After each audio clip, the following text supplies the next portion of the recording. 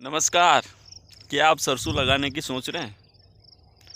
हमारे अधिकतर किसान भाइयों के मन में एक कन्फ्यूजन चल रहा है कि सरसों लगाएं या ना लगाएं, क्योंकि अभी समय हो चुका है 22 अक्टूबर और अभी भी 80% किसानों के खेत में बखरनी नहीं हो पाई। उसका कारण है कि मध्य प्रदेश में जो अभी इससे कुछ दिन पहले जो पानी गिरा, भयंकर पानी गिरा, उसकी वजह से खेतों में अभी तक नमी बनी हुई है, जिसकी वजह से बखरनी नहीं हो पा रही है। हमारे किसान भाई क्या सोचते हैं कि अगर हम लेट हो गए तो हमारा जो उत्पादन है वो सही नहीं निकलेगा। और बात भी एक हद तक सही है कि अगर ज़्यादा लेट अगर हम सरसों बोते हैं तो उसका उत्पादन सही नहीं निकलता। उसका कारण है कि किसानों के पास सही जानकारी नहीं होना। होता क्या है कि उधर जैसे ही मार्च महीना लगता है तो उसमें जो रस चूसे कीड़े हैं, जिनको अपन अपनी भाषा में यहाँ हमारे मालवा में बोलते हैं मोइला लग जाता है। काले काले कीड़े चिपक जाते हैं पूरे में, फूलों को और फलियों को ऐसे चिपकते हैं कि उनका जो पूरा रस है वो निचोड़ लेते हैं और उत्पादन नहीं निकल पाता। तो जहाँ तक संभव हो सके आप सरसों की बुआई आगाती ही करें। आगाती सरसों की बुआई में आपको ज़्यादा समस्याओं का सामना नहीं करना पड़ेगा। नहीं तो अगर आप पछाती बोते हैं तो दवाइयाँ डालनी पड़ती है। और हमारे अधिकतर किसान भाइयों को क्या होता है कि उसकी जानकारी नहीं होती, और जानकारी नहीं होती उसके अभाव में कोई सी भी दवाई डाल देते हैं और उत्पादन सही नहीं निकल पाता है।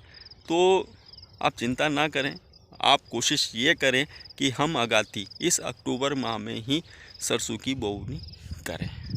और पछाती अगर आप कर रहे हैं तो उसके बारे में भी हमारे अधिकतर जो साथी है या के लिए हमें सबसे पहले खेत की एक गहरी जुताई कर लेना है। उसके बाद उसमें जो सबसे मुख्य चीज़ होती है, उस चीज़ का हमें ध्यान रखना होता है, वो होता है कि खेत में खाद प्रबंधन। जहाँ तक संभव हो सके कि आप गोबर की खाद डालें या वर्मी कंपोस्ट खाद डालें।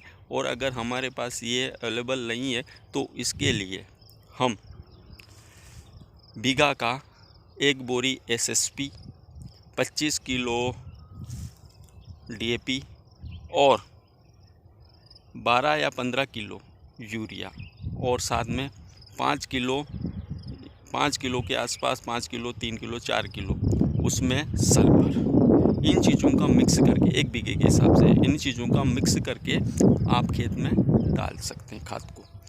और उसके बाद 25 से 30 दिन के बाद जो आप पानी पिलाते हैं उसमें 1 बीघे के हिसाब से अधिकतर किसान भाई 1 बीघे के हिसाब से 1 बोरी यूरिया देते हैं।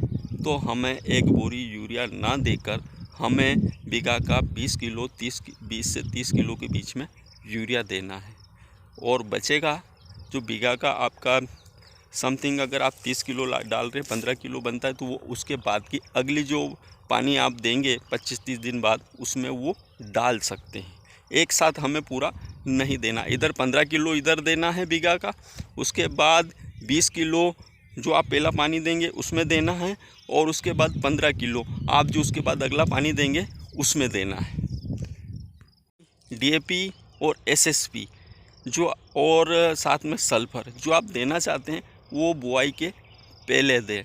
जो आप बखन्नी करते हैं, बखन्नी करने के बाद उसमें खाद डाल दें, और उसके बाद उसमें जो आप क्यारियाँ बनाते हैं या जिस भी प्रकार से उसका लेवलिंग करते हैं उस समय लेवलिंग कर दें। और उसके बाद आपका जो पानी का प्रबंधन जो भी रहता है कि आप क्यारियाँ बना के पानी का प्रबंधन करते हैं, कि आप फुहारे के द्वारा करते हैं, कि डायरेक्ट पाइप लगा कर ऐसे ही पिलाते जाते हैं, वो आपका ऊपर निर्भर करता है कि हम खेतों में पानी की जो प्रबंधन है वो किस प्रकार से करें। सरसों की फसल की संपूर्ण जानकारी के लिए मेरे समय अनुसार वीडियो आते रहेंगे। और अगर आप सरसों की बुआई कर रहे हैं तो मेरे चैनल को सब्सक्राइब कर दीजिए। आपको समय अनुसार सरसों की फसल की संपूर्ण जानकारी बार मिलती रहेगी।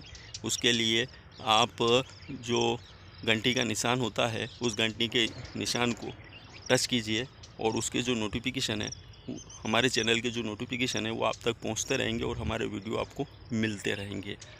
तो नमस्कार दोस्तों, कीजिए मेरा थोड़ा सा सपोर्ट। मिलते हैं फिर अगले वीडियो में। नमस्कार।